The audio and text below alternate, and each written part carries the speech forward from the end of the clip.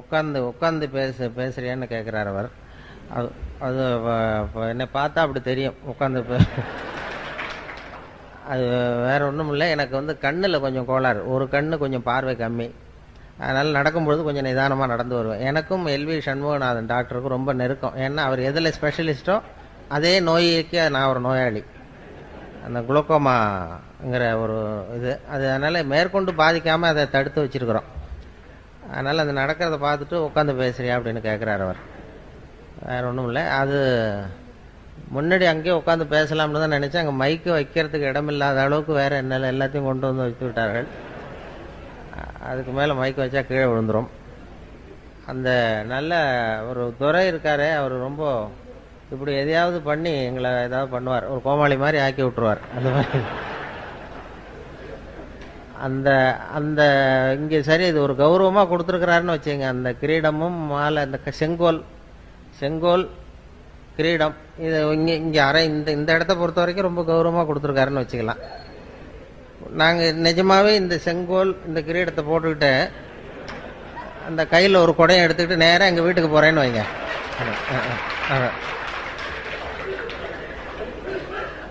அங்கே மரியாதை கிடைக்குமா? இப்போ இங்கே வந்து மரியாதையை கொடுக்குற அந்த செங்கோலும் இதுவும் அங்கே போனால் மரியாதையை குறைச்சிரும். இப்படி ஏதாவது வித்தியாசமாக பண்ணுறது தான் துறைக்கு வேலை. அவர் வந்து ஏதாவது இப்படி பண்ணிடுவார்னு தெரியும். இந்த விருதே வந்து அவர் ஐவி அவர்களுக்காக, வீரபத்திரன் அவர்களுக்காக தான் கொடுக்கணும்னு சொல்லி தீர்மானம் பண்ணி எல்லாம் முடிவு பண்ணது. அப்புறம் பத்திரிகை பார்க்குறேன், ஏம்பரியம் போட்டிருக்கு. அதில் எப்படி போட்டாருன்னா, சரி அது எதுக்கு போட்டாருங்கிறது அப்புறம் தான் தெரியுது. இந்த நாலு தடவை வந்தேன் போனேன், அப்புறம் என்னாரு, அப்புறம் பேசும்பொழுது அவங்க யாரையும் சொல்லி அவங்க காசு வாங்குறாங்க, பணம் வாங்குறாங்க அப்படின்லாம் பேசிக்கிட்டு இருந்தார்ல. நான் இது வரைக்கும் அவர் வந்து நான் வந்து இது வரைக்கும் என்னுடைய சொந்த செலவில் தான் வந்து போயிட்டுருக்கேன், காசுலாம் வாங்குறதில்ல. அது இப்படி வந்து அதுக்கு பதிலாக தான் இதெல்லாம் கொடுத்துட்டார். பணத்தை விட இது கொஞ்சம் சீப்பு. இப்போ பேசுகிறவங்களுக்கு பணம் கொடுக்குறதுன்னா அதை விட இதுக்கு கிரையம்லாம் போட்டிங்கன்னா சீப்பாக முடியும். அதேமாதிரி ஒரு பட்டம் கொடுக்குறதும் அதை விட சுலபம். அதனால் மனிதநேய மாமணின்னா அது அவ்வளோ சுலபமாக கொடுத்துட்டார். அதனால் இப்போ இது மூலமாக சுத்தமாக காசு இல்லைங்கிறத மறைமுகமாக சொல்லிட்டார். இப்படி என்ன வந்து ஒன்றும் இல்லாதவனை ஆக்கி அவர் இதே தான் பண்ணுறார். எல்லாம் இது மட்டும் இல்லை, மற்ற கூட்டங்கள்லையும் ஏதாவது பேசணுன்னா, தஞ்சாவூருக்கு வந்திருந்தார், அங்கே முக்கியமானவங்களாம் வந்திருந்தாங்க. அங்கே உள்ளவங்கள்ட்டையும் இவர் வந்து பணமே வாங்க மாட்டார் சார், காசு வாங்க மாட்டார் சார். அவர் மேடையில் ஏறி கொடுத்தாலும் வாங்க மாட்டார், நீங்கள் கொடுத்தாலும் வாங்க மாட்டார்னு பகிரங்கமாக அறிவிச்சிட்டார். உண்மை என்னன்னா, நான் கேட்டாலும் அவர் கொடுக்க மாட்டாருங்கிறது தான் உண்மை. அது சும்மா நான் வந்து ஒரு தொழில்முறை பேச்சாளர் கிடையாது, வெளியில் போய் விதமாக பேசுகிறதும் கிடையாது, அது மாதிரி பழக்கம் இல்லை. சும்மா ஏதோ வந்து கொஞ்சம் வேடிக்கையாக ஏதாவது சில ஜோக்கெல்லாம் சொல்கிறது வழக்கம். வேற ஒரு குறிப்பிட்ட தலைப்பில் பேசிலாம் பழக்கம் இல்லை. இப்போ ஒரு மற்ற பேச்சாளர்கள் மாதிரி அவங்கெல்லாம் ஒரு தொகை கேட்குறாங்கன்னா அந்த தகுதி அவங்களுக்கு இருக்குது. நீங்கள் எதை பற்றி வேணாலும் பேச முடியும்.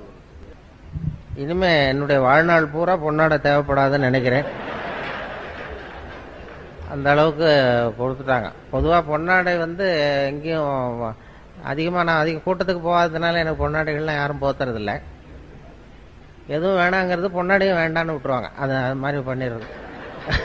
அந்த இருந்தாலும் இது ஒரு அன்பு. ஈரோட்டுக்கு வந்தால் அந்த இது மாதிரி பொன்னாடை கொடை இதெல்லாம் நிறையா கிடைக்குது.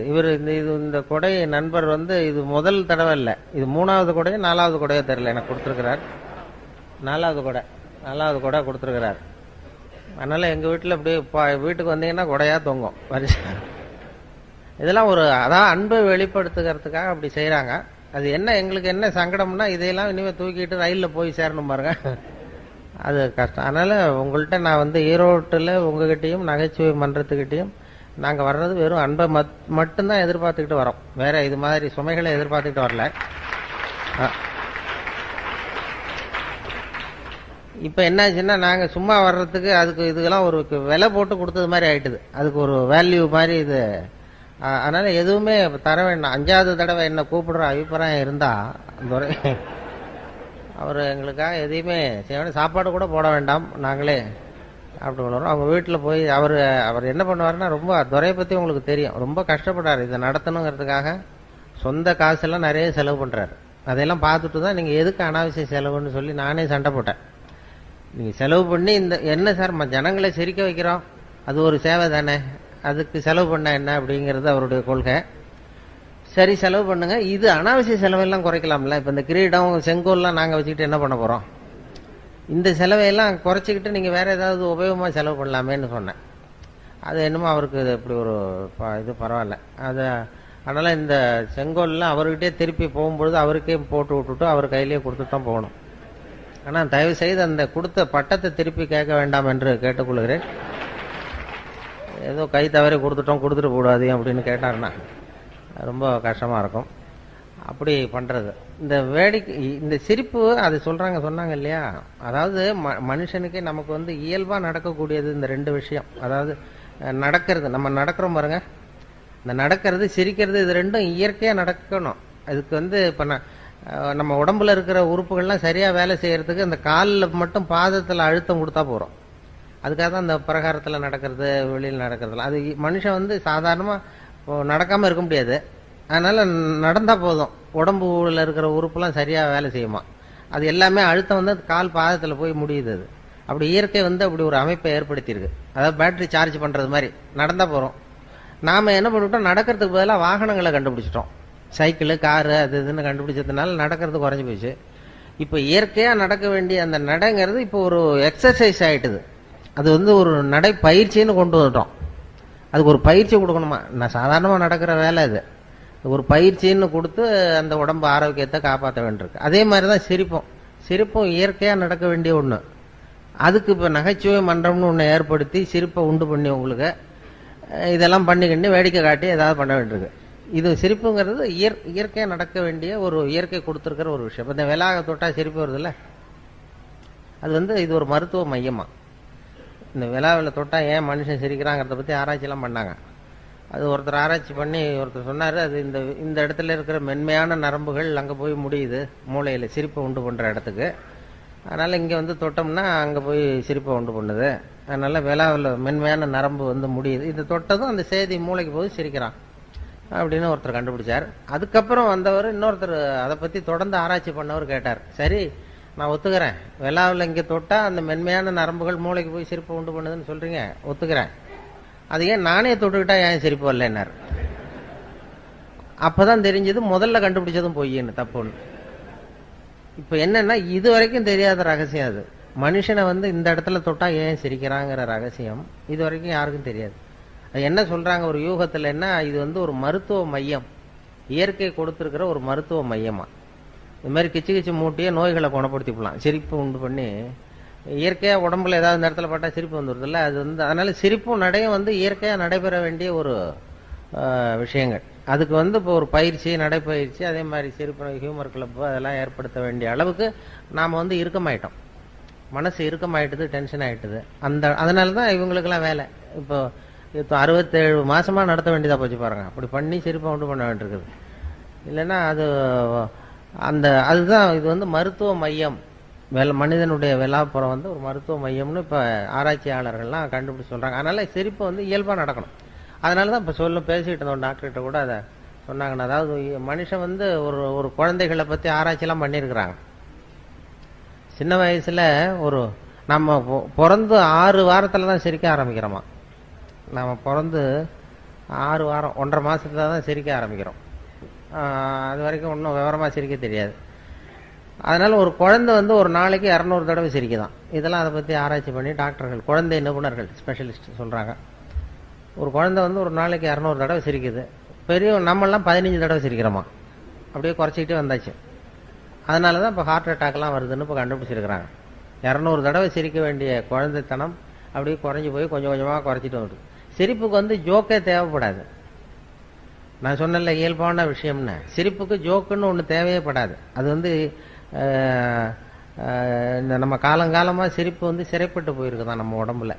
எப்படின்னா, ஒரு முதலாளிக்கு முன்னாடி தொழிலாளி சிரித்தா மரியாதை குறைச்சல், ஒரு வாத்தியாருக்கு முன்னாடி பையன் சிரித்தா மரியாதை குறைச்சல், ஒரு அதிகாரிக்கு முன்னாடி பியூனு சிரிச்சா மரியாதை குறைச்சல், இப்படி சொல்லி சொல்லி சிரிப்புங்கிறது மரியாதை குறைவான செயல்னு போதிக்கப்பட்டு வந்திருக்கிறோம். அதனால சிரிப்புங்கிற அந்த செயல் வந்து சிறைப்பட்டு போச்சாம். நான் இப்போ என்னன்னா மரபு ரீதியாவே ஜெனட்டிக்காவே நாம சிரிச்சா யாராவது தப்பா நினைப்பாங்களோ அப்படின்னு நினைக்கிற அளவுக்கு நம்ம வந்துட்டோம். அப்படி சிறைப்பட்டிருக்கிற சிரிப்பை வெளியில கொண்டு வர்றதுக்கு ஜோக்குன்னு ஒரு சாவியை போட வேண்டியிருக்கு. ஒரு சாவியை போட்டு திறந்து விட்டு அந்த சிறைப்பட்டிருக்கிற சிரிப்பை வெளில கொண்டு வர வேண்டியிருக்குதான். இதுதான் இப்ப நடக்கிறது. வேற சிரிப்புக்கும் ஜோக்குக்கும் சம்பந்தமே இல்லை. சொல்லப்படுகிற ஜோக்குக்கும் சிரிப்புக்கும் உங்களுடைய இயல்பான சிரிப்புத்தன்மையை வெளியில கொண்டு வர்றதுக்கு ஜோக்குங்கிறது ஒரு சாவியா உபயோகப்படுது. இதுதான் இப்போ ஆராய்ச்சியாளர்கள்லாம் கண்டுபிடிச்சிருக்கிறது. வேற சிரிப்புக்கு வந்து ஜோக்கு தேவைப்படாதுங்கிறத எப்படி நிரூபிக்கிறதுன்னா, வெறும் சத்தமே கூட சிரிப்பு உண்டு பண்ணும். ஒரு குழந்தை தொட்டிலில் படுத்திருக்கு, அதுகிட்ட போய் இப்படி கையை தட்டுங்க சிரிக்கும். அது என்ன ஜோக்காது? வெறும் ஒரு தட்டுறோம், கையை தட்டுறோம், அந்த வெறும் சத்தம் வந்து சிரிப்பை உண்டு பண்ணுதில்ல, அதுதான் இயல்பு தன்மை, நம்மளுடைய இயல்பான தன்மை. ஒரு ரோஜா பூவை பார்த்தா சிரிப்பு வரணும், ஒரு வெளிச்சத்தை பார்த்தா சிரிப்பு வரணும், ஒரு சத்தத்தை கேட்டா சிரிப்பு வரணும், ஒரு குருவி கத்துறதை பார்த்தா சிரிப்பு வரணும். இப்படி சிரிச்சுக்கிட்டு இருந்த நாம இப்போ ஒரு ஹியூமர் கிளப்னு ஒன்று வச்சு ஜோக்கெல்லாம் சொல்லி சிரிக்க வைக்கிறது அவ்வளவு முயற்சி பண்ண வேண்டியிருக்கு. அந்த அளவுக்கு இறுகி போச்சு மனசு. அதனாலதான் ஹார்ட் அட்டாக் வருதுன்னு சொன்னாங்க. ஒரு சத்தம், ஒரு குழந்தைகிட்ட கிளுகிழப்பை ஆட்டுங்க, ஒரு குழந்தை மூஞ்சிக்கிட்ட சிரிக்குது, கிளுகிழப்பை சத்தம் அது சிரிக்கும். ஆனா அதே கிளுகிழப்பை ஒரு தாத்தா மூஞ்சிட்டு ஆட்டுங்க, கோவம் வந்துடும், அடிக்க வந்துடும். ஏதோ குச்சி கிடந்த மாதிரி கூட இருந்துன்னு எடுத்து குத்தி விடுவாரு. ஏன் அப்படி இருந்தவர் அப்படி ஆயிட்டாரு. சின்ன வயசுல ஒரு கிளுகிழப்ப சத்தத்துக்கு சிரிச்சவர் அதே கிளுகிழப்ப சத்தத்துக்கு கோவப்படுற அளவுக்கு மாறி போயிட்டார். இப்படி இந்த மாற்றம் வரப்படாதான். வயசான காலத்திலே கிளுகிழப்பை ஆட்டினா சிரிக்கணும். அப்படி இருந்தா அவருக்கு ஹார்ட் அட்டாக் வராது. எதுக்கு சொல்றேன்னா, இப்ப இங்க வந்திருக்கிற பெண்கள்லாம் வீட்டுல ஒரு கிளுகிழப்பை வாங்கி வச்சுங்க. இனிமே வீட்டுக்காரர் கோபமா வந்தாருன்னா முகத்திட்ட போய் அப்படி இப்படி ஆட்டி பாருங்க. அவர் சிரிச்சுட்டாருன்னு வைங்க, பயப்படவே வேண்டாம். அவர் இயல்பு தன்மை மாறாம இருக்காருன்னு அர்த்தம். நீங்க கிளுகிழப்பை ஆட்டினது டென்ஷன் ஆயிட்டாருன்னு வைங்க, உடனே இசிஜி எடுத்து பார்க்கணும். அது ஏதாவது இருதயத்தில் கோளாறு இருக்கான்னு பார்க்கணும். நம்ம பேசிக்கிறதுக்கு வேடிக்கையா இருக்கே தவிர இதெல்லாம் ஆராய்ச்சியாளர்கள் சொல்ற உண்மைதான். அதை பத்தி ஆராய்ச்சி பண்ணிட்டு சொல்றாங்க, ஹார்ட் அட்டாக் வர்றதுக்கே காரணம் அந்த இயல்பான சிரிப்புத்தன்மை குறைஞ்சதுதான். அதனால்தான் அந்த தன்மையை மறுபடியும் உண்டு பண்ற பெரிய முயற்சியில தான் இது மாதிரி நகைச்சுவை மன்றங்கள்லாம் இப்ப ஈடுபடுத்திருக்கு. இப்ப எல்லா இடத்துலயும் நகைச்சுவை மன்றம் ஆரம்பிச்சுட்டாங்க. சென்னையில வந்து இன்கம் டேக்ஸ் ஆபீஸ்ல நகைச்சுவை மன்றம், இப்படி போலீஸ் ஸ்டேஷன் அங்கங்கன்னு எல்லா ஆபீஸ்லயும் நகைச்சுவை மன்றம்னு ஆரம்பிச்சு அதை ஏதாவது எங்களுக்கு கொஞ்சம் சிரிப்பு உண்டு போகும், கொஞ்சம் கிச்சு மூட்டிட்டு போங்க சார்ங்கிறது மாதிரி அப்படியெல்லாம் பண்ணிட்டு இருக்கிறாங்க. இப்ப நான் 4 வருஷமா இங்க வந்துகிட்டு இருக்கிறேன். ஒரு 2 பேருக்கு சிரிப்பு வர மாட்டேங்குது இந்த ஊர்ல. இங்க வந்து பேசி, ஆனா எனக்கு வர மாட்டேங்குது ஒண்ணு. இன்னொன்னு, இந்த நகைச்சுவை மன்ற தலைவர் ராஜவேலுக்கு வரமாட்டாங்க. இது என்னன்னு தெரியல. எங்க 2 பேருக்கும் உபதேசம் பண்றமே தவிர எங்களுக்கு சிரிக்க தெரியல. அது அதனால நாங்களும் அப்பப்ப செக் பண்ணிக்கிறது நல்லது. இசிஜி எல்லாம் எடுத்து பாத்துக்கணும். அது அப்படி அந்த சிரிப்பு. அதான் இவர் கேட்டாரு, சுரதான்னு ஒரு கவிஞர் இருந்தார்ல, சுரதா, அவரும் நானும் ஒரு மேடையில் இருக்கும் பொழுது இப்படி பேசிட்டு இருந்தோம். அப்ப எல்லாரும் வந்து கேட்டாங்க, ஏன் சார் நீங்க என்னமோ பேசுறீங்க, நீ சிரிக்க மாட்டேங்கிறிய அப்படின்னு என்கிட்ட வந்து, ஏன் உனக்கு சிரிப்பு வரமாட்டேங்குதான்னு கேட்டார் இவர் சுரதா என் பக்கத்துல இருந்து. ஆமாங்க சார், நான் பேசுறேன், எனக்கு வரமாட்டேங்குது, நான் என்ன பண்றது அப்படின்னு. நீ அப்படி இருக்கிறது தான் நல்லது. ஏன் பொடிமட்டை தும்மக்கூடாது அப்படின்னாரு. பொடியை போடுறவன் தான் தும்மணுமே தவிர பொடிமட்டை தும்மக்கூடாது. அதனால நீ சிரிக்காம இரு. அவர் இந்த ஓமை கவிஞர் இல்லையா, அதை அப்படியே அழகா அப்படி சொன்னார். அதுல இருந்து நான் ரொம்ப புடிவாதமா சிரிக்கிறது இல்லைன்னு முடிவு பண்ணிட்டேன்.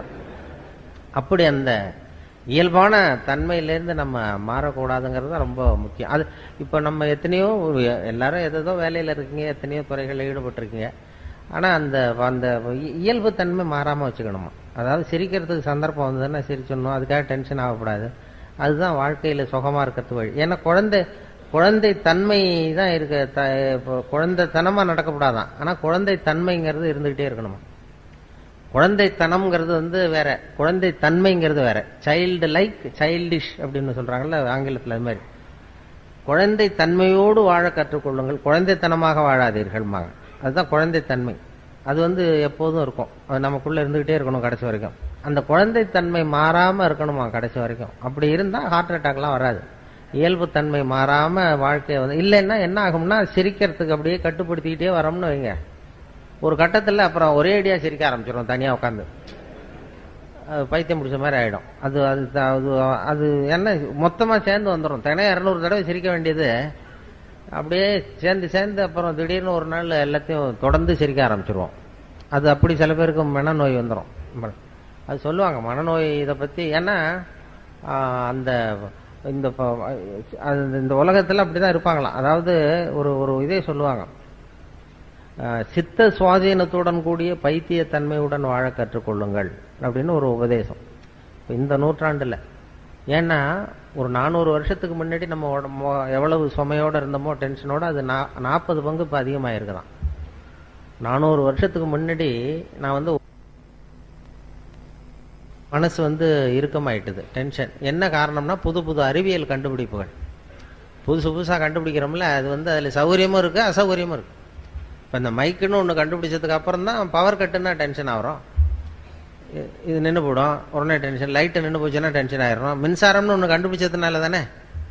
மின்சாரம்னு ஒன்று கண்டுபிடிக்கலைன்னா பவர் கட்டுனா என்னென்னு தெரியாது நமக்கு. அது மாதிரி புதுசாக ஒரு பொருளை கண்டுபிடிக்கும் பொழுது அதனுடைய இது ரொம்ப இதாகிடும். இப்போ அதனால் அந்த இறுக்கத்தை குறைக்கிறதுக்கு சித்த சுவாதீனத்துடன் கூடிய பைத்தியத்தன்மையுடன் வாழ கற்றுக்கொள்ளுங்கள் அப்படின்னு ஒரு உபதேசம் சொல்லுவோம். அது என்ன சித்த சுவாதீனத்துடன் கூடிய பைத்தியத்தன்மை அப்படின்னா, பைத்தியம்னாவே சித்த சுவாதீனம் இல்லாமல் போகிறது தான். சித்த சுவாதீனத்துடன் கூடிய பைத்தியத்தன்மைன்னா, இப்போ நீங்கள் உங்கள் வீட்டுக்காரர்கிட்டயோ வீட்டுக்காரம்மாட்டி யாரை கேட்குறீங்க, 8ஐயும் 3ஐயும் பெருக்குனா என்ன அப்படின்னு கேட்குறீங்க. அவர் 23ன்னு சொல்லிடுறாருன்னு வைங்க. உங்கள் வீட்டுக்காரரை கேள்வி கேட்குறீங்க, 8ஐயும் 3ஐயும் பெருக்குனா என்ன, 23ன்னு சொல்கிறார். 24ன்னு சொல்லணும், 23 சொல்கிறார். உடனே நீங்கள் அவர்கிட்ட சண்டைக்கு போகக்கூடாது. பரவாயில்ல, எங்கள் வாத்தியார் 24ன்னு சொல்லி கொடுத்துருக்காரு, உங்கள் வாத்தியார் 23ன்னு சொல்லி கொடுத்துருப்பாரு போல் இருக்கு. ஒன்று தானே வித்தியாசம். அதுவும் வாய்ப்பாட்டிலேயே எத்தனையோ எடிஷன் இருக்கு இல்லையா, பரவாயில்ல அப்படின்னு போகணுமா. இதுதான் சித்த சுவாதீனத்துடன் கூடிய பைத்தியத்தன்மை. 24 தான் சரிங்கிறது சித்த சுவாதீனம்.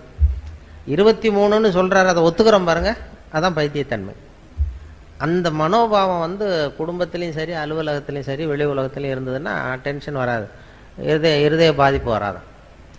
இப்போ அதாவது ஒரு பேங்க் உத்தியோகத்துக்கு ஒருத்தன் போனான், ஒரு பேங்க்கில் வேலை பார்க்குறதுக்கு ஒருத்தன் அப்ளை பண்ணால் இன்டர்வியூக்கு கூப்பிட்டாங்க. இன்டர்வியூ கூப்பிட்டு தான் அவங்க கேள்வி கேட்டாங்க, 8ஐயும் 3ஐயும் பெருக்குனா என்னடான்னு. இவன் 23ன்னு சொல்லிட்டான், வாய் தவறி சொல்லிவிட்டான். பேங்க்கில் உத்தியோகம், இன்டர்வியூ எல்லாம் சொல்லணும்ல கரெக்டாக, 23ன்னு சொல்லிட்டான். வெளில வரும்பொழுது யோசிச்சான், ஆகா இது ஒரு சின்ன கணக்கு, 8 × 3 8ஐயும் 3ஐயும் பெருக்குனா என்னன்னு கேட்டாங்க, நம்ம 24 பதிலாக 23ன்னு சொல்லிவிட்டோம் வாய் தவறி. நிச்சயமாக நமக்கு இந்த பேங்க்கில் வேலை கிடைக்காது. ஏன்னா பேங்க் உத்தியோகத்தில் இது கூட தெரியலன்னா எப்படி பேங்க்கில் வேலை கொடுப்பாங்க, நமக்கு கிடைக்காது அப்படின்ட்டு போயிட்டான். ஏதோ உளறிட்டோம்னு போனால் ஒரு 10 நாளில் அப்பாயின்மெண்ட் ஆர்டர் வந்துட்டுது அவனுக்கு, வேலையில் சேர்ந்துக்கிடான்னு. அப்போ நினச்சானா, சரி நம்ம பதில் சொன்னதை அவரும் சரியாக கவனிக்கலை போல இருக்கு, இந்த கேள்வி கேட்டவரும். இது அவர்கிட்ட இப்போ நம்ம சொல்லக்கூடாது உண்மையை, நம்ம நேராக போய் வேலையில் சேர்ந்துக்குவோம். வேலை பர்மனெண்ட் ஆனதுக்கப்புறம் அவர்கிட்ட உண்மையை சொல்லுவோம், அதான் சரி அப்படின்னு சொல்லி நேராக வேலையை போய் சேர்ந்துட்டான். சேர்ந்துட்டு பேசாமல் கம்முன்னு இருந்தான். வேலை நிரந்தரமாச்சு, நிரந்தரமாக நியமன உத்தரவு கொடுத்தாங்க. அதுக்கப்புறம் அந்த மேனேஜர்கிட்ட போய் உட்காந்தான். சார், அன்னைக்கு இன்டர்வியூக்கு வந்தப்போ என்ன ஒரு கேள்வி கேட்டீங்க, 8ஐயும் 3ஐயும் பெருக்குனா என்னன்னு கேட்டீங்க, நான் வாய் தவறி 23ன்னு சொல்லிட்டேன், நீங்கள் அது சரியாக கவனிக்கலை, எனக்கே வேலை கொடுத்துட்டீங்க சார், ரொம்ப தேங்க்ஸ் அப்படின்றான். இனிமேல் ஒன்றும் பண்ண முடியாதுல்ல அதனால். அப்போ அவர் சொன்னாரா மேனேஜர், அப்படி இல்லைப்பா, நீ அன்னைக்கு இன்டர்வியூக்கு வந்தப்போ மொத்தம் 294 பேர் வந்தாங்க இன்டர்வியூக்கு அன்னைக்கு. நான் அந்த 294 பேர்கிட்ட இந்த கேள்வி கேட்டேன், 8ஐயும் 3ஐயும் பெருக்குனா என்னன்னு. நீ சொன்னது தான் நியரஸ்ட் கரெக்ட் ஆன்சர். நான் ஒன்றும் தப்பாக பண்ணிப்பில்ல, கொடுத்துடல. அதனால் இருக்கிறதுல நீ கட்டிக்காரன் பரவாயில்ல அப்படின்னு சொல்லி நான் ஏமாந்ததான் நினைக்காதேன்னாரான். இது எதுக்குன்னா, வாழ்க்கையில் வெற்றி பெற வேண்டும்னு நினைக்கிறவங்க நியரஸ்ட் கரெக்ட் ஆன்சரை தான் பார்க்கணுமா, பர்ஃபெக்ஷன் பார்க்கக்கூடாது. நியரஸ்ட் கரெக்ட் ஆன்சருங்கிறது ஒரு தத்துவம். வாழ்க்கை கலையில் வெற்றி பெறணும்னு நினைக்கிறவங்க கிட்டத்தட்ட எல்லாம் சரியாக இருந்தால் சரி தான். இன்றைக்கி சாப்பிட்ற சாப்பாடு ஏதோ கிட்டத்தட்ட சுமாராக சாப்பிட்றாப்புல இருந்தால் போதும், அது ரொம்ப பிரமாதமாக இருக்கணும்னு எதிர்பார்க்கக்கூடாது. அது மாதிரி அறிவியலில் துல்லியம் முக்கியம். சயின்ஸு அறிவியல் விஷயங்களில் துல்லியம் தான் முக்கியம். அதில் நியரஸ்ட் கரெக்ட் ஆன்சர் பார்க்கக்கூடாது. சயின்ஸ்லாம் துல்லியம் தான் முக்கியம். வாழ்க்கைங்கிற கலையில் நியரஸ்ட் கரெக்ட் ஆன்சர் முக்கியம்.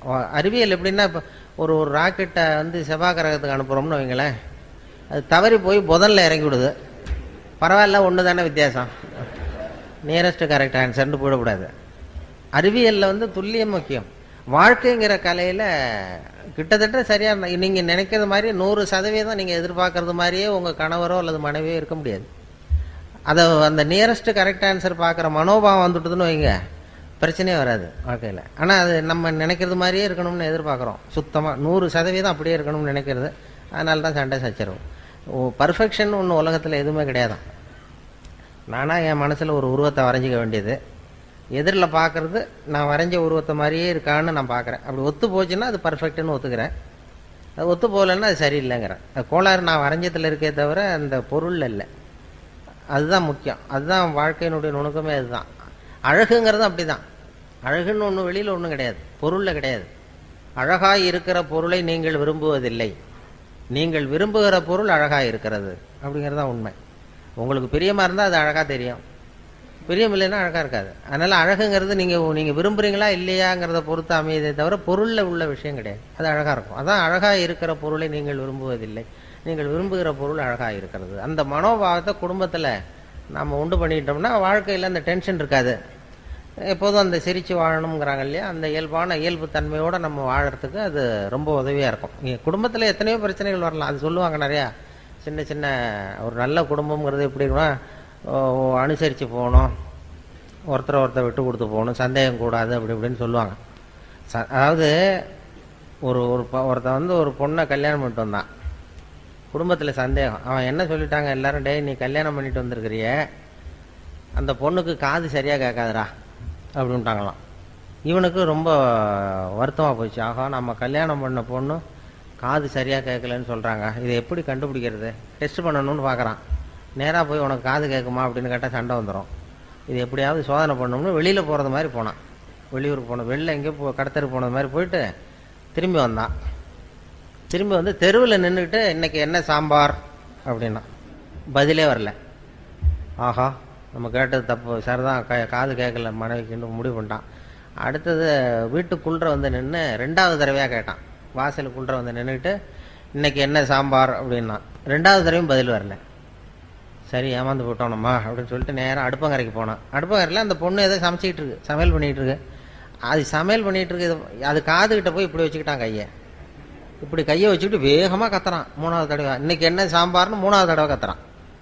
அது கொஞ்சம் கூட அலட்டிக்கவே இல்லை. மெதுவாக திரும்பி இவன் காது ஓரமாக சொல்லுது, 3வது தடவையாக சொல்கிறேன் முருங்கைக்காய் சாம்பார் அப்படின்னு.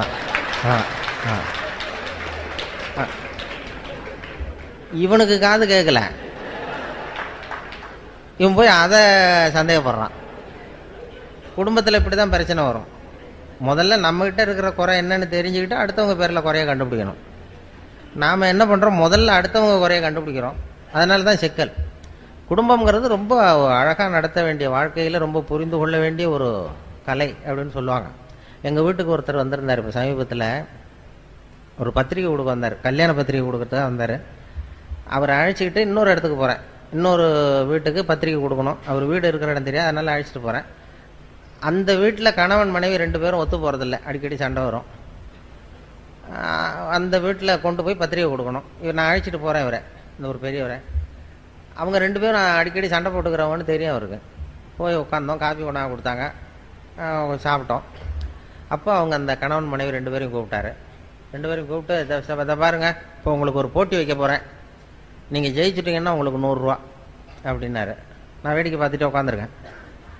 என்ன போட்டி அப்படின்னா, ஒரு நூல் கொண்டு வாங்க, தைக்கிற நூல், சாதாரண நூல் கொண்டு வாங்கினதான் ஒரு இவ்வளோ நீளம் நூல் கொண்டு வந்து கொடுத்தது அந்த அம்மா. இந்த நூலை வந்து அறுத்துடணும், முடியுமா முடியாதா அப்படின்னு கேட்டார். இது என்ன பெரிய வேலை, இது அறுக்கிறது சாதாரண பட்டுன்னு இழுத்தா போயிடும், இதை அறுத்துட்டா 100 ரூபா அப்படின்னாரு.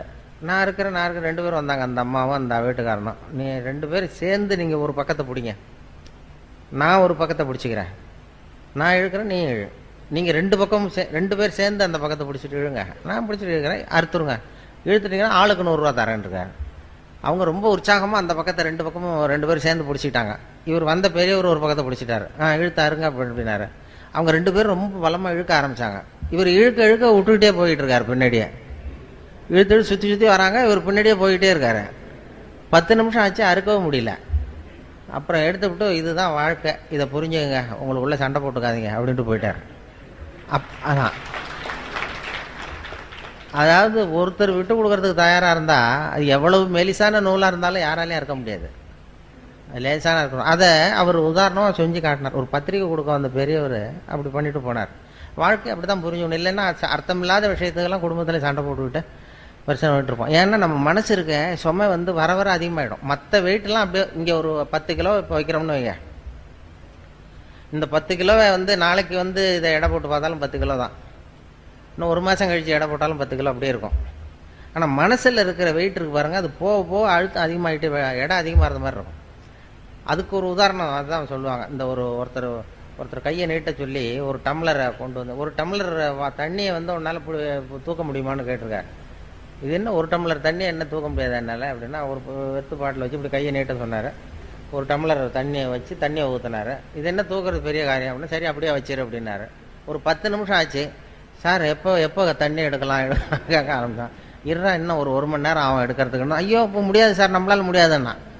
சரி இன்னைக்கு பூரா வச்சிருக்க முடியுமா ஒன்னாலன்னா, ஐயோ தாங்க முடியாது, முதல்ல இதை எடுங்க அப்படின்னா. இந்த வெயிட்டு அதே தான், வெயிட்டில் கூடலை, ஆனால் அதை தாங்க முடியல பாருங்க. அதுதான் அந்த மனசு பண்ணுற. மனசில் வந்து ஒரு சுமை வந்து வச்சுட்டோம்னா அது வர வர அதிகமாகிறது மாதிரி ஒரு பாவனையை உண்டு பண்ணும். அப்பப்போ இறக்கி வச்சிடணும். அது மனசில் எதையும் இறக்கி வச்சுக்கிட்டு இருக்கக்கூடாது, அப்பப்போ இறக்கி வச்சுக்கோ. அந்தந்த நேரத்தில் அதை சுமக்கலாம்னு சொல்கிறேன். மனசை வந்து சுமக்கவே கூடாதான். குழந்தைகள்லாம் மனசை சுமக்கிறது இல்லை, அதனால தான் அது ஜாலியாக இருக்குது. 200 தடவை சிரிக்குதுன்னா அதெல்லாம் மனசை சுமக்கிறது இல்லை, நம்ம மனசை சுமந்துக்கிட்டு இருக்கிறோம். ஒரு ரயிலில் ஒருத்தர் போனார், ஒரு மூட்டையை தூக்கிட்டு ரயிலில் போய் ஏறி உட்காந்துருக்காரு. ஏறி உட்காந்ததும் ரயில் புறப்பட்டுது. இவன் தலையிலே மூட்டையை வச்சுட்டு உட்காந்துருக்கான். எதிர்த்தாப்பில் இருக்கிறவருக்கு சொல்லியிருக்காரு, ஏன் ரயில் தான் புறப்பட்டுது, மூட்டையை இறக்கி வை, உன் ஸ்டேஷன் வந்ததும் தலையில் தூக்கி வச்சுட்டு நீ இறங்கி போகலாம், இப்போ இறக்கி வச்சுருன்னு இருக்காரு. அப்போ இவன் சொன்னானா, அதெல்லாம் வேண்டாம், என் சுமையை நான் சுமந்துக்கிறேன், என்னை மட்டும் ரயில் சுமந்தா போதும் நானும். இப்படி தான் நம்ம இப்போ பண்ணிகிட்டு இருக்கோம்மா. இப்போ அவன் பண்ணுறத நினைக்கும் போது நமக்கு சிரிப்பு வருது இல்லை. இப்போ நாம் வாழறது அப்படி தான் வாழ்ந்துக்கிட்டு இருக்கோம்மா. தேவையில்லாததையெல்லாம் சுமந்துக்கிட்டு பிரயாணம் பண்ணிகிட்டு இருக்கிறோம். எந்தெந்த நேரம் எதை சுமக்கணுமோ அதை சுமந்தா போதும். இறங்குற நேரத்தில் மட்டும் தூக்கி வச்சுட்டு இறங்கினா போகிறோம். அப்பப்போ அந்தந்த சுமையை சுமந்தா போதும். எல்லாத்தையும் ஒரே நேரத்தில் சுமந்துக்கக்கூடாது. நம்ம ஈரோடு துறை மாதிரி போட்டு எல்லாத்தையும் போட்டு இழுத்து போட்டுக்கிட்டு இன்றைக்கி எங்களுக்கு சாப்பாட்டையும் கவனிக்கணும், அதையும் கவனிக்கணும், இதையும் கவனிக்கணும்னு போட்டுக்கிட்டு 3 நாள் ஆச்சான் அவர் தூங்கி. அப்படி இது பண்ணக்கூடாது. முதல்ல அது மாதிரி மனசு வந்து அப்படி நம்மளை ஏமாற்றும். மனசை வந்து அந்த அளவுக்கு மனசை வந்து புரிஞ்சுக்கணுமா, அதை கட்டுப்படுத்தக்கூடாது. மனசை வந்து எல்லாரும் அடக்கு, சினத்தை கோபத்தை அடக்கு, மனசை அடக்குன்னு சொல்லுவாங்க. மனம் சினம் 2 இருக்குல்ல, ரெண்டையுமே எல்லாரும் உபதேசம் பண்ணுறது எப்படின்னா, மனசை வந்து கட்டுப்படுத்து, சினத்தை வந்து அடக்கு, கோபத்தை அடக்கு, மனசை கட்டுப்படுத்தலாம் சொல்லிட்டு இருப்பாங்க. இந்த அடக்கிறது கட்டுப்படுத்துறதெல்லாம் மற்றவங்க உபதேசம்.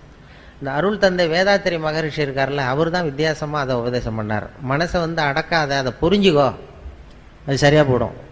மனதை வந்து அடக்க நினைத்தால் அலையும், அறிய நினைத்தால் அடங்கும் அப்படின்னார் வேதாத்திரி மகரிஷி. அதை வந்து புரிஞ்சுக்கிறதுக்கு முயற்சி பண்ணுமே தவிர அதை அடக்கிறதுக்கு முயற்சி பண்ணாது. அதே மாதிரி சினத்தை கோபத்தை கட்டுப்படுத்துன்னு எல்லாரும் உபதேசம் பண்ணாங்க. இவர் என்ன சொன்னார், சினத்தை தவிர்த்து விடு, சினம் தவிர்த்தல்னு தான் சொல்லுவாங்க. கோபம் வராத அளவுக்கு சினத்தை தவிர்க்கணுமே தவிர, இல்லைன்னா அது வர வர பெருசாக போயிட்டே இருக்கும். அதுதான் வாழ்க்கையில் வந்து நம்ம கற்றுக்க வேண்டியது. அதுதான் குடும்பத்தில் இருக்கிறவங்களுக்கு அது மாதிரி உபதேசங்கள் நிறைய. பிரச்சனைகள் எல்லாத்துலேயும் பிரச்சனை நிறையா வந்துட்டு தான் இருக்கும். பிரச்சனை வந்து இப்போ எங்கள் ஆஃபீஸில் நான் ஆல் இண்டியா ரேடியோவில் வேலை பார்த்தேன். எங்கள் ஆஃபீஸில் எல்லாருக்கும் ஒரு மேஜை நாற்காலி உண்டு. அதில் மேஜையில் ஒரு கண்ணாடி போட்டிருக்கோம். கண்ணாடி ஒன்று வச்சுருப்பாங்க. அந்த வேலை செய்கிறவங்களாம் அவங்கவுங்க இஷ்ட தெய்வத்தை கண்ணாடிக்கு அடியில் வச்சுருப்பாங்க. முருகன் படம், பிள்ளையார் படம், அது ஏசுநாதர் படம், இது மாதிரி பள்ளிவாசல் எதையாவது வச்சுருப்பாங்க. அவங்கவுங்க காலையில் வந்ததும் வேலையை அதை தொட்டு கும்பிடுவாங்க. அதுக்கப்புறம் தான் வேலையை பார்க்குறது. இப்படி நடந்துக்கிட்டு இருந்தது. எனக்கு கண்ணாடி கிடையாது, அது உடஞ்சி போச்சு மேஜையில், அதனால் எதுவும் வைக்கிறதில்ல. எனக்கு பக்கத்தில் ஒரு பொண்ணு இன்னொரு சீட்டு, அது ஒரு நிகழ்ச்சி பொறுப்பாளர். எனக்கு என்ன ஒரு ஆசைன்னா, அது இஷ்ட தெய்வம் என்னன்னு கண்டுபிடிக்கணும், பார்க்கணும் அப்படின்னு ஒரு ஆசை. இருக்கிறப்ப போய் எட்டி பார்த்தா நல்லா இருக்காது. வெளியில் எழுந்திரிச்சு போகும்போது பார்க்கலான்னு அப்படி இப்போ பார்த்துக்கிட்டே இருந்தேன். ஒரு தடவை எழுந்திரிச்சு வெளில போச்சு. அப்போ ஓடி போய் எட்டி பார்த்தேன். அது இஷ்ட தெய்வம் என்ன, முருகனா பிள்ளையாரா என்னன்னு பார்ப்பேன். பார்த்தா ஒரு ஆசாமி படம் இருக்குது, ஒரு மனுஷனுடைய படம். உடனே கூப்பிட்டு அந்த அம்மா வந்தது, என்ன சார் பார்க்குறீங்க, இது யாரும்மா இது இந்த படத்தை வச்சுருக்கேன் அப்படின்னா, இது என் வீட்டுக்காரரு சார். பாருங்கள், வீட்டுக்காரர் படத்தை தெய்வம் வைக்க வேண்டிய இடத்துல வச்சுருக்கேன். இந்த நூற்றாண்டில் இப்படி ஒரு பொண்ணா அப்படின்னு சொல்லிட்டு இது மாதிரி அவர் படத்தை நீ வச்சிருக்கிறியோ, உனக்கு தெரியுமா, நீ இங்கே படம் வச்சிருக்கிறது உங்கள் வீட்டுக்காரருக்கு தெரியுமா அப்படின்னு கேட்டேன். இதெல்லாம் அவருக்கு எதுக்கு சார் தெரியணும், நம்ம மனசில் இருந்தால் சார் தான். நீ அவர் ரொம்ப கொடுத்து வச்சவருமா அவங்க வீட்டுக்காரரு, இப்படிலாம் பண்ணிகிட்டு இருக்க, எல்லோரும் தெய்வத்தை வச்சுட்டு இருக்கோம் அப்படின்னு சொல்லிட்டு அப்புறம் ஒரு சந்தேகம் கேட்டேன். ஏம்மா எல்லாருக்கும் வாழ்க்கையில் ஆஃபீஸில் எத்தனையோ பிரச்சனைகள் வரும், ஏதாவது பிரச்சனை வந்தால் உடனே தெய்வத்துக்கிட்ட முறையிடுறது வழக்கம். அது ரேடியோ ஸ்டேஷனில் அடிக்கடி ஏதாவது சிக்கல் நெருக்கடி வந்துக்கிட்டே இருக்கும். ஓடி இந்த இதுலேருந்து காப்பாற்று அப்படின்னு சொல்லி தெய்வத்துக்கிட்ட முறையிடுறது. பிரச்சனைகள் வந்தால் தெய்வத்தை பார்த்தா பிரச்சனை குறையுமா, நீ என்ன செய்வே அப்படின்னு கேட்டேன். நானும் அப்படி தான் சார் பண்ணுவேன். இந்த ஆஃபீஸில் தலைபோகிற பிரச்சனை எது வந்தாலும் நேராக ஓடி இங்கே தான் நிற்பேன். இங்கே நின்று இந்த வீட்டுக்காரர் இருக்கார், இவர் முகத்தை பார்ப்பேன். இவர் முகத்தை பார்த்துட்டு நான் மனசுக்குள்ளே நினச்சிக்குவேன், இதை விட பெரிய பிரச்சனை நமக்கு வேறு என்ன வந்துட போகுது அப்படின்னு நினச்சிக்குவேன். மற்ற பிரச்சனையெல்லாம் சின்னதாக போயிடும். பாருங்கள், பிரச்சனையை சமாளிக்கிறதுக்கு அப்படி ஒரு வழி இருக்குது. எதுக்கு சொல்கிறேன்னா, இப்போ ஈரோட்டில் இருக்கிற பெண்கள்லாம் இனிமேல் அந்த படம் உங்கள் வீட்டுக்காரர் படத்தை கையில் வச்சுக்கோங்க, அவருக்கும் பெருமையாக இருக்கும், ஏதோ நம்ம படத்தை வச்சுருக்கிறாரு அப்படி வச்சுருக்கிறாங்கன்னு. நீங்கள் எதுக்கு வச்சுருக்கீங்கிறது தெரியக்கூடாது அவருக்கு. ஏதாவது பெரிய பிரச்சனை வந்ததுன்னா பார்த்தீங்கன்னா மற்றதெல்லாம் சின்னதாக தெரியும். இப்படி டெக்னிக் நிறையா இருக்குது. மனசை சுமக்காமல் வாழ்க்கையை ரொம்ப லேசாக நடத்துறதுக்கு இதெல்லாம் வழி. அதெல்லாம் தான் இந்த ஹியூமர் கிளப்பு கற்றுக் கொடுவோம். வாழ்க்கையில் அனாவசியமாக கோவப்பட்டுக்கிட்டு சண்டை போட்டுக்கிட்டுலாம் இருக்காதிங்க அப்படின்னு சொல்லி ஹியூமர் கிளப்பினுடைய வேலை அதுதானே, சிரிக்க வைக்கிறது, வாழ்க்கையை லேசாக்கிறது. அதெல்லாம் தான். குடும்பத்தில் பேர் வைக்கிறதுல தகராறு வரும்னு ஒரு கதை சொல்லுவாங்க. ஒரு கணவன் மனைவி 2 பேருக்கும் ஒரு குழந்தை பிறந்த, ஆம்பளை பிள்ளை பிறந்தது. அந்த பிள்ளைக்கு பேர் வைக்கிறது என்னங்கிறதுல தகராறு. அவன் என்ன சொல்கிறான், எங்கள் அப்பா பேர் தான் வைக்கணுங்கிறான் அவன். இந்த அம்மா என்ன சொல்லுது, இல்லை எங்கள் அப்பா பேர் தான் வைக்கணுங்குது. காலையிலேருந்து சண்டை. அவங்க அப்பா பேரை வைக்கணுங்கிறான், இது எங்கள் அப்பா பேரை வைக்கணும். சண்டை, காலையிலேருந்து சண்டை. எழுத்து வீட்டுக்காரன் ஒருத்தானா அவன் தான். என்ன சண்டை, எழுத்து வீட்டில் ஒரே சத்தமாக இருக்குன்ட்டு வந்தான். ஏன்டா காலையிலேருந்து பார்க்குறேன் ஒரே சத்தமாக இருக்கு, என்னடா விஷயம் அப்படின்னா, ஒன்றும் இல்லை, எங்கள் வீட்டில் பேர் வைக்கிறதுல தகராறு, இந்த பிள்ளைக்கு எங்கள் அப்பா பேரை வைக்கணுங்கிறேன், அது அவங்க அப்பா பேரை வைக்கணுங்கிறது, அதான் சண்டை போட்டுக்கிட்டு இருக்கோம் அப்படின்னா. அப்பா சொன்னானா, எழுத்து வீட்டுக்காரன்னு நான் ஒருத்தன் எதுக்கு இருக்கேன், என்கிட்ட சொல்ல வேண்டியது தானே, நான் பஞ்சாயத்து பண்ணி, இதை விட்டுவிட்டு நீங்கள் ஏன் அடிச்சுட்டு நிற்கிறீங்க, இப்போ நானாவிலே சத்தத்தை கேட்டுட்டு வர வேண்டியிருக்கு. சரி சொல்லுங்கள் உங்கள் பிரச்சனை என்னென்னா. இவன் சொன்னான், சர்ரா உங்கள் அப்பா பேர் என்ன அப்படின்னு கேட்டான் அவனை. சீனிவாசன் அப்படின்னா. சரி உங்கள் அப்பா பேர் என்னம்மா, நான் கிருஷ்ணன் அப்படின்னு இருக்காது. கொஞ்சம் யோசிச்சான், சீனிவாச கோபால கிருஷ்ணன் அப்படின்னு பேர் வைங்க, சரியாக போச்சு, 2 பேர் வந்துருந்தோம் அப்படின்னு போயிட்டான். போனதுக்கப்புறம் இந்த கணவன் மனைவி 2 பேரும் பேசிக்கிட்டாங்களாம். சரி இந்த சீனிவாசன் சரி, கிருஷ்ணன் சரி, கோபாலன் எங்கேருந்து வந்தான் நடுவில் அப்படின்னு ஓடி போய் அவனை பிடிச்சி எழுத்துட்டு வந்திருக்காங்க. எழுத்துட்டு அது யாரா கோபாலன் அப்படின்னா, அது எங்கள் அப்பா பேர், நீ அதை மட்டும் ஏன் விடுற, அதையும் சேர்த்து வச்சுட்டு போ அப்படின்றான். குடும்பத்தில் 2 பேர் கணவன் மனைவி ஒத்து போகலன்னா கோபாலன்னு ஒருத்தன் குறுக்க வருவான், அதுக்கு இடம் கொடுக்கக்கூடாது. அதான் சொல்கிறது. அது மாதிரி ஒத்து போகணும். அது மாதிரி இல்லைன்னா சண்டை, கோபாலன்னு ஒருத்தன் வருவான், அது மாதிரி பிரச்சனை வரும். வாழ்க்கைங்கிறது ஒரு பெரிய பிரயாணம், சின்ன பிரயாணம். ஒரு பஸ்ஸில் போகிறப்ப கூட எவ்வளோ அசௌகரியம், சண்டை போட்டுக்கிறோம் அப்படின்னு சொல்லுவாங்க. வாழ்க்கைங்கிறது ரொம்ப பெரிய பிரயாணம், அதில் சுகமாக இருக்கணும் பிரயாணம். வாழ்க்கைங்கிறது குடும்பத்தில் அது மாதிரி எவ்வளவோ கஷ்ட நஷ்டம் எல்லாம் இருக்குது. அனுசரித்து போகிறது, ஒருத்தர் விட்டு கொடுக்குறது, இதெல்லாம் தான் ரொம்ப முக்கியமான இது. அந்த நுணுக்கத்தை புரிஞ்சுக்கணுங்கிறது தான் இது. ஹியூமர் கிளப்புங்கிறது சும்மா ஏதோ பொழுதுபோக்காக அவங்க பண்ணுறதுங்கிறது இல்லை. இது வாழ்க்கையினுடைய இறுக்கத்தை குறைச்சி வாழ்க்கையை லேசாக்கி, வாழ்க்கை பிரயாணம்ங்கிறது ரொம்ப சுகமானது. அது ஒரு போராட்டம் கிடையாது. வாழ்க்கைங்கிறது ஒரு அனுபவிக்க வேண்டிய ஆனந்தம். அதை உணர வைக்கிறதுக்கு தான் இது மாதிரிலாம் பண்ணிகிட்டு இருக்கிறாங்க. இதில் நிறைய அந்த நகைச்சுவை உணர்வுங்கிறது நம்ம எல்லாத்துலேயும் அதை பண்ணிகிட்டு இருக்கிறோம். நம்ம இப்போ அந்த ரேடியோவிலையும் அதனால தான் அது கொஞ்சம் அந்த நிகழ்ச்சி கொஞ்சம் பாப்புலர் ஆனது. எதை சொன்னாலும் கொஞ்சம் வேடிக்கையை கலந்து சொல்லிடுறது ரேடியோவில்.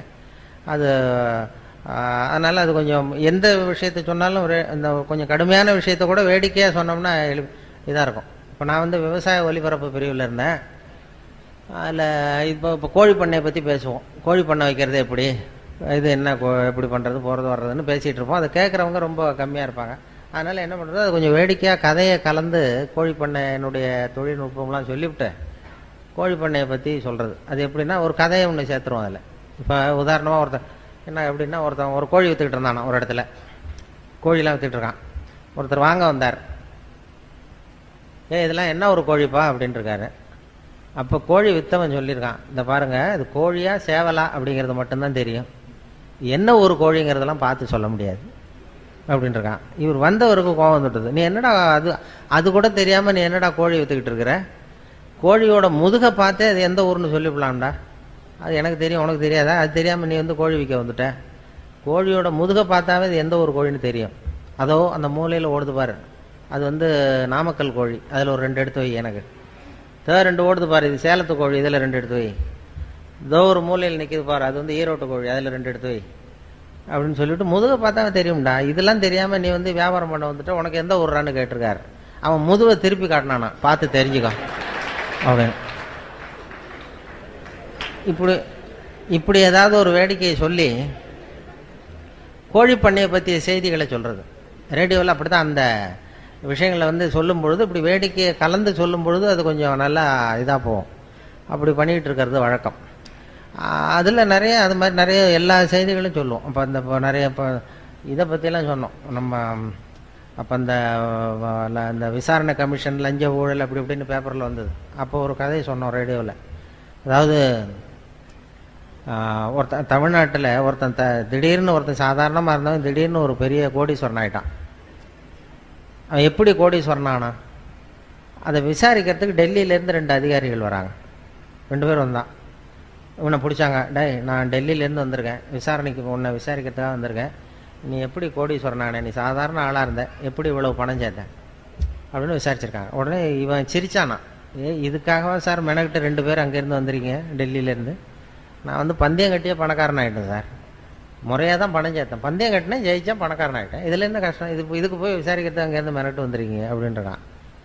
பந்தயம் கட்டி எப்படிடா இவ்வளவு பணம் சேர்க்க முடியும், நாங்கள் நம்ப முடியாதுன்றான். அப்படின்னா உங்ககிட்ட ஒரு பந்தயம் கட்டவா அப்படின்னு கேட்டிருக்காங்க. ஏங்கிட்டயா, என்ன பந்தயம் அப்படின்னு ஒருத்தன் கேட்டிருக்கான். ஒருத்தன் கேட்டால், இது வந்து என் கண்ணு தானே, இது என் கண்ணு, இது என் பல்லு, என் கண்ணை என் பல்லாலேயே கடிக்கிறேன், எவ்வளோ பந்தயம், 100 ரூபாய் எடுத்து வச்சான் வந்தவன் 100 ரூபாய் வச்சு இதை ப்ரூவ் பண்ணுறான்னு. அப்படியே எடுத்துட்டான் கண்ணு, அது ஏற்கனவே பளிங்கு கண்ணை வச்சுருக்கான். பளிங்கு கண்ணை எடுத்து வாயில் வச்சு கடிச்சுட்டான். வந்தவன் 100 ரூபாய் விட்டுட்டு நிற்கிறான். ஆஹா இது ஏமாந்துட்டோம் அப்படின்ட்டு, இப்படி தான் சார் நான் பணம் சேர்த்தேன், இதை போய் உங்கள் டெல்லியில் சொல்லுங்கள் சார், இதுக்கு போய் மெனக்கிட்ட விசாரிக்க வந்துட்டீங்கன்ட்டான்.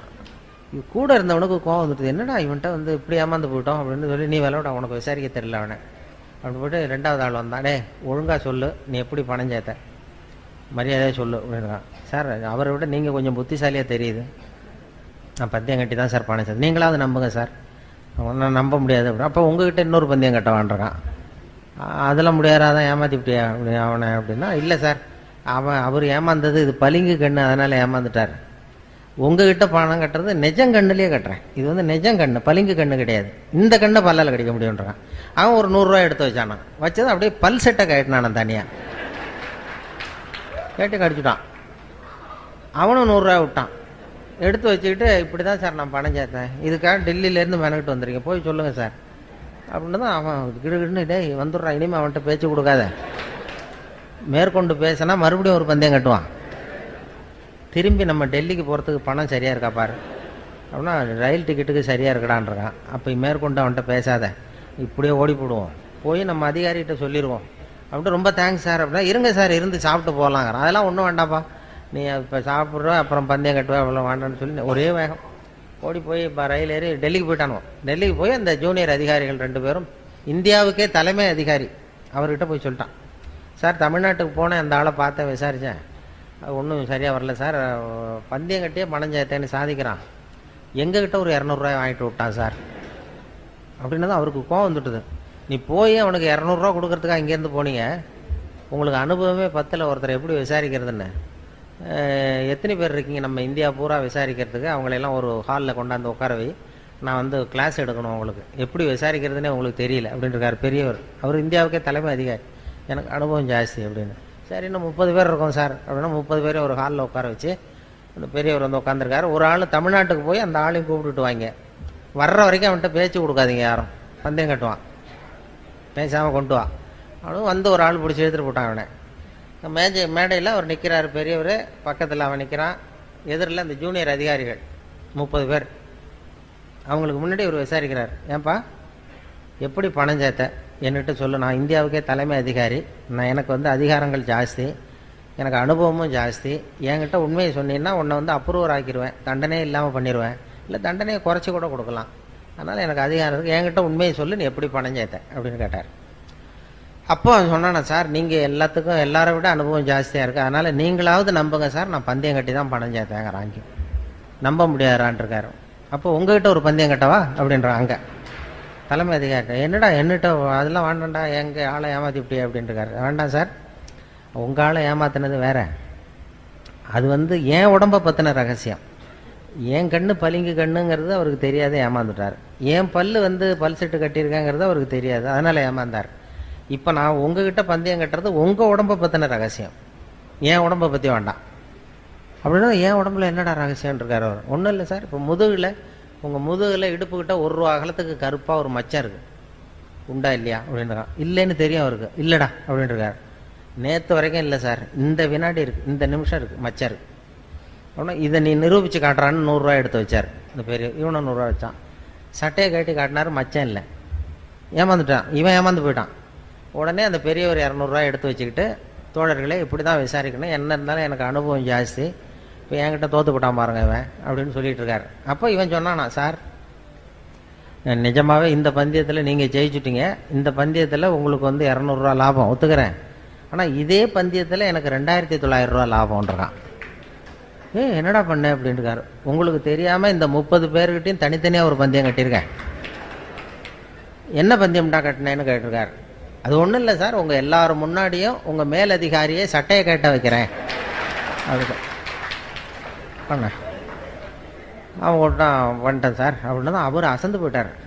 உடனே சாரை கொண்டு போய் பக்கத்தில் ஒரு ரூமில் உட்கார வைங்க, இனிமேல் அவர்கிட்ட யாரும் பேசாதீங்க அப்படின்னு சொல்லிவிட்டு, அப்புறம் வந்து தோழர்களே இனிமேல் யாரும் தமிழ்நாட்டு பக்கம் விசாரிக்க போகாதீங்க, நீங்கள் போகிறதுனா மத்திய பிரதேசம், உத்தரப்பிரதேசம், இப்படி ஏதாவது ஒரு பிரதேசத்துக்கு போங்க, தமிழ்நாட்டுக்கு போய் விசாரிக்க போனால் விசாரிக்க போனவனும் பணத்தை கொடுத்துட்டு வர வேண்டியிருக்கு அப்படின்னு சொன்னார்னு சொல்லி சொன்னோம். இது பத்திரிகையில் வந்த சில முக்கியமான செய்திகளை வச்சுக்கிட்டு வேடிக்கையை கலந்து ரேடியோவில் சொன்ன ஒரு செய்தி. ரொம்ப சீரியஸாக அமலாக்க பிரிவுலாம் வந்து போய்கிட்டு இருந்த நேரத்தில் கடுமையான விஷயத்தை அந்த நகைச்சுவையை கலந்து வேடிக்கையாக சொல்லும் பொழுது அது ரொம்ப சுலபமாக ரீச் ஆகிட்டுது. அதை யாரும் அப்படியே செய்தி அப்படியே ஒளிபரப்புறதுக்கு தடையாக இருக்கும். அது பெரிய சிக்கல்லாம், சட்ட சிக்கல்லாம் வரும். இந்த நகைச்சுவையை கலந்து கதையாக சொன்னதும் இதில் யாரும் சட்ட பிரச்சனையை உண்டு பண்ண முடியல. அதுதான் அந்த சிரிப்புக்கு நகைச்சுவைக்கு உள்ள மரியாதை. அது எவ்வளோ பெரிய கடுமையான விஷயமா இருந்தாலும் இப்படி வேடிக்கையாக கலந்து லேசாக சொல்லிவிடலாம். அப்படி ஒரு வேல்யூ உண்டு அதுக்கு. அதனால தான் அது மாதிரி அந்த நகைச்சுவை உணர்வை வளர்க்கணுங்கிறது தான் நகைச்சுவை மன்றத்தினுடைய நோக்கங்கிறது. அதனால் இப்போ இது எப்படி முடிக்கிறதுன்னு பார்த்தேன். அதுக்கு இன்னும் அறிகுறி இது வரைக்கும் தெரியலையே அப்படின்னு பார்த்தேன். இப்போ தான் 2-3 பேர் கொட்டாய் விட ஆரம்பிச்சிருக்கீங்க. அதனால் அது முடிக்க வர்றது நல்லதுங்கிறது ஒரு அறிகுறி. ஏன்னா அது சொல்லுவாங்க, அந்த சகிப்புத்தன்மைக்கு ஒரு எல்லை உண்டு இல்லையா. சகிப்புத்தன்மைன்னு ஒன்று இருக்குது. சர்வதேச சகிப்புத்தன்மை ஆண்டுன்னு ஒன்று கொண்டாடினாங்க. சகிப்புத்தன்மை, அதுக்கு ஒரு கதை சொல்கிறது உண்டு. ஒரு டாக்டர் இது மாதிரி இருந்தால், டாக்டருக்கு ரூமுக்கு வெளியில் வரிசையாக பெஞ்சு போட்டிருந்தான். 40 பேர் உட்காந்துருக்கான் டாக்டரை பார்க்குறதுக்கு. 40 பேர் சட்டையை கட்டி சுருட்டி வச்சுருக்கான் பக்கத்தில், மேல் சட்டையை. 40 பேர் வாயிலே 40 தெர்மாமீட்டர் இருக்குது. தெர்மாமீட்டரை வாயில் வச்சுட்டு அப்படியே உட்காந்துருக்கான் எல்லாரும், 40 பேரும் யூனிஃபார்மாக. அப்போ ஒருத்தன் விரல் ஆணி அடிச்சிருக்கான், இதில் காலண்டர் மாட்டுறதுக்கு விரலில் சுத்தியல் பட்டு போச்சு, நசுக்கி போச்சு. உடனே வந்து, சிஸ்டர் இந்த விரலில் ஏதாவது மருந்து வைங்கன்றிருக்கான். மருந்து அது நீ சட்டையை கேட்டு அப்படின்ட்டுருக்க அந்த அம்மா. இல்லை இது விரல் தானேன்றிருக்கான். இல்லை எல்லாரையும் பாரு. எல்லாம் சட்டையை கட்டிட்டு உட்காந்துருக்கு. சரி உட்கார் அப்படின்னு சட்டையை கேட்டினான். உட்காந்தான். வாயை அப்படின்னு திறந்தது தெர்மாமீட்டர் வச்சுட்டு ஓடி போச்சு. இப்போ விரலை பார்த்துக்கிட்டே தெர்மாமீட்டர் வாயில் வச்சுட்டு யோசிக்கிறான், இது எதுக்கு தெர்மாமீட்டர் வச்சு பார்க்குறாங்க. சரி இது எல்லாரும் அவனுக்கும் விரல் நசுங்கியிருக்கான்னு பார்க்குறான். எட்டி பார்த்தா அவன் விரல்லாம் நல்லா இருக்கு. சரி எப்படிறான்னு கேட்கலாம்னு பார்த்தா வாயை திறக்க முடியல அவனுக்கு. இவனுக்கு முன்னாடி 40வது ஆள் இருக்கான், அவனும் வாயை திறக்கணும்னு பார்க்குறான், முடியல.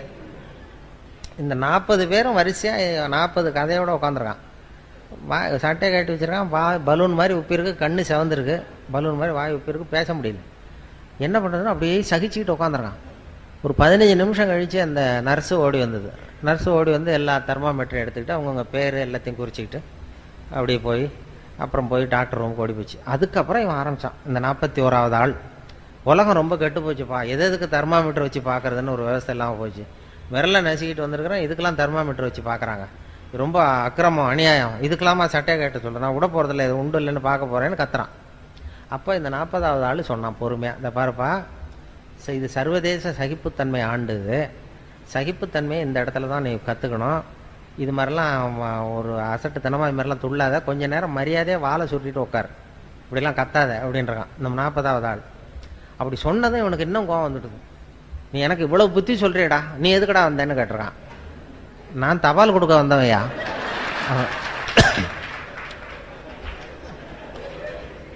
சரி, இப்படி வருவேன், சட்டையை கேட்ட சொல்லுவாங்க, சட்டையை கேட்டுவேன், தெர்மாமீட்டர் வச்சு பார்ப்பாங்க. அதுக்கப்புறம் நான் பாட்டுக்கு டெம்பரேச்சர் குறித்ததும் மறுபடியும் சட்டையை போட்டுக்கிட்டு நான் பாட்டுக்கு தவாலை கொடுத்துட்டு நான் பாட்டுக்கு போகிறேன். இப்போ என்ன கெட்டு போச்சு இதில்?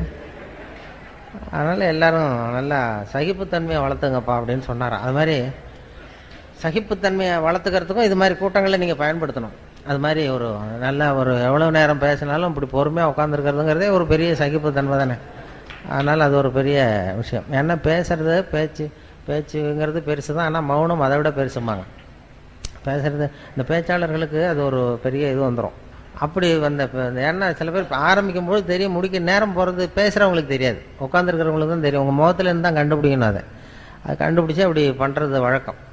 ஏன்னா சுருக்கமாக இப்போ எதையும் பேசுகிறவங்க எழுதுகிறவங்க தேவைக்கு அதிகமாக வளர்த்தாதீங்க அப்படின்னு பேராசிரியர் கல்கி சொல்லுவார். அதாவது ரேடியோ ஸ்டேஷன் ஆரம்பித்த காலத்தில் அவர் வந்து பேசியிருக்கார், கல்கி வந்து பேசியிருக்கார் ரேடியோவில். அது இன்னும் பதிவு பண்ணி வச்சுருக்காங்க சென்னையில்.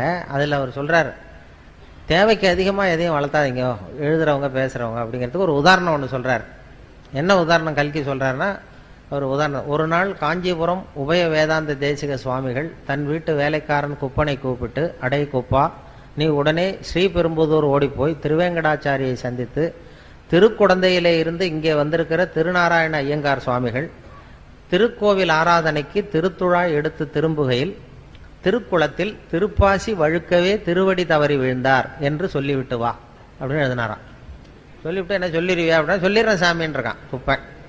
என்ன சொல்லு அவர்கிட்ட, என்கிட்ட ஒரு தடவை சொல்லி காட்டு அப்படின்னாரு. அப்படி என்ன சார், கும்மோன் தாசாமி குட்டையில் விழுந்தான்னு சொல்லணும், இவ்வளோதானே. அப்போ கல்கி சொல்றார், அந்த சிறுகதையின் இலக்கணம் குப்பனுக்கு புரிந்திருக்கிறது, உபய வேதாந்த தேசிக சுவாமிகளுக்கு புரியவில்லை அப்படின்னா. அதனால் அந்த இலக்கணம் வந்து பேசுகிறவங்களுக்கும் தெரியணும், எழுதுகிறவங்களுக்கும் தெரியணும். தேவைக்கு அதிகமாக வளர்த்தாதீங்கோ அப்படிங்கிறது அவர் சொல்லியிருக்கிற அறிவுரை.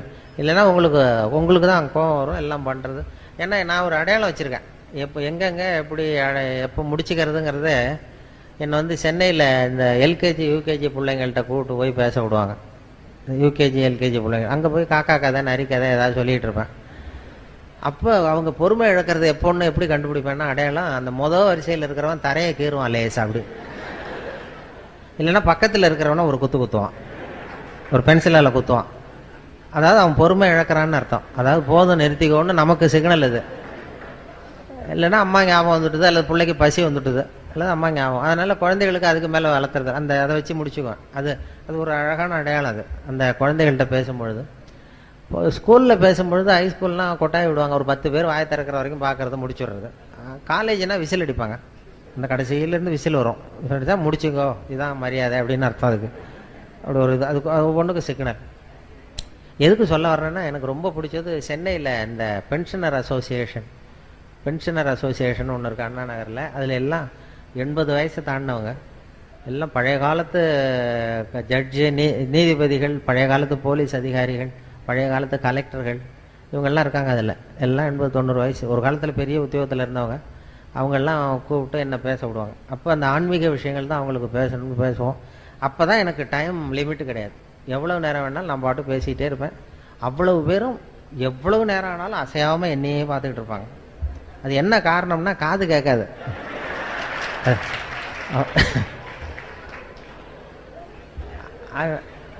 நான் ஏதோ அவங்க ரொம்ப பிரியமாக கேட்குறாங்க போல் இருக்குன்னு பேசிகிட்டு இருக்கிறது. பேசி முடிச்சுட்டு இறங்கி போய் அந்த ஒரு பழைய கலெக்டருக்கு பக்கத்தில் உட்காருவேன்.